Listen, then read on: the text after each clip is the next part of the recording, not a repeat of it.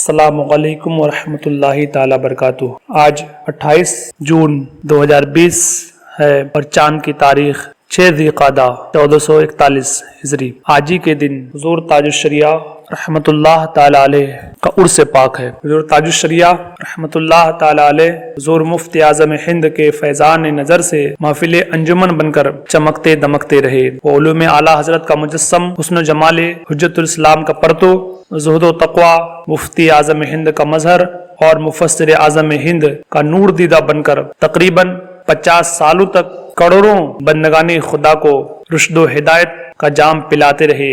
مفتی اعظم ہند کا ذرہ کیا بنا اختر رضا، مفتی اعظم ہند کا ذرہ کیا بنا اختر رضا، محفل انجم میں اختر دوسرا ملتا نہیں۔ حضور تاجش شریعہ 14 ذی القعدہ 1362 ہجری 23 نومبر 1943 منگل کے دن بریلی شریف میں پیدا ہوئے۔ جب آپ کی عمر شریف 4 سال 4 ماہ 4 دن کی ہوئی تو خاندانی روایت کے مطابق آپ کے والد ماجد حضور مفسر اعظم ابراہیم رضا خان رسم بسم اللہ خانی کی ایک عظیم الشان محفل منعقد فرمائی، جس میں منظر اسلام کے تمام طالب علموں استاذوں کی دعوت کی تاجدار اہل سنت حضور مفتی اعظم ہند رحمۃ اللہ تعالی علیہ نے رسم بسم اللہ خوانی فرمائی۔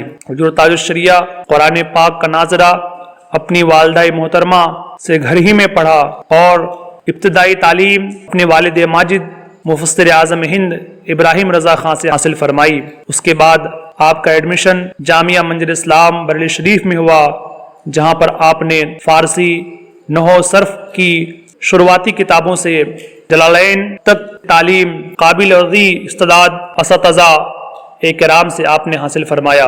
اسی دوران دنیاوی علوم حاصل کرنے کے لیے آپ نے 1952 میں فضل الرحمان اسلامیہ انٹر کالج بریلی میں داخلہ لیا، جہاں ہندی، انگریزی اور دیگر دنیاوی عصری علوم حاصل کیے۔ جامعہ منظر اسلام سے فراغت کے بعد اعلیٰ تعلیم حاصل کرنے کے لیے جامعہ ازہر مصر تشریف لے گئے، جہاں تفسیر، اصول تفسیر، حدیث، اصول حدیث اور دیگر علم و فن کی تعلیم حاصل کی۔ جامعہ ازہر مصر سے اپنے کلاس میں اول نمبر پر فراغت حاصل فرمائی۔ حج و زیارت ہر بندہ مومن کا ایک ایسا پرکیف خواب ہوتا ہے جس کی تعبیر اس کے لیے معراج سے کم نہیں ہوتی۔ اسے حقیقت کا جامہ پہنانے کے لیے سینکڑوں جتن کرتا ہے، ہزاروں مشکلات کا سامنا کرتا ہے، لاکھوں دعائیں کرتے ہیں، تب کہیں جا کر اللہ کی رحمت اور سرکار مدینہ صلی اللہ علیہ وسلم کی نظر ہوتی ہے، اور اس سرمدی سعادت اور نہیں ختم ہونے والی نعمت سے سرفراز ہوتے ہیں۔ حرمین شریفین کا سفر ایک بندہ مومن کو اللہ کی وحدانیت اور اس کے رسول کی رسالت کی یاد دلاتا ہے اور اللہ کی نشانیوں کی یاد تازہ کرتا ہے۔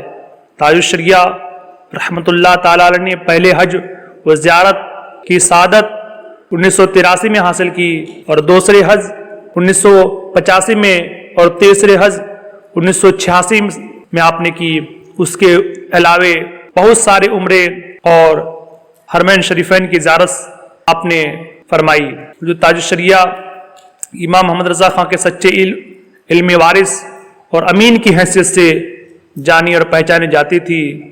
دنیا میں بااثر شخصیات پر ریسرچ کرنے والے ادارے کے مطابق دنیا کی ان چند بااثر مذہبی شخصیات میں آپ کا نام سر فہرست ہے، جن کا دائرہ پوری دنیا پر ہر سمت پھیلا ہوا ہے۔ جامعہ ازہر مصر نے فخر ازہر ایوارڈ دے کر آپ کے علم و فضل و کمال اور مذہبی جاہ و جلال کا اعتراف کیا تھا۔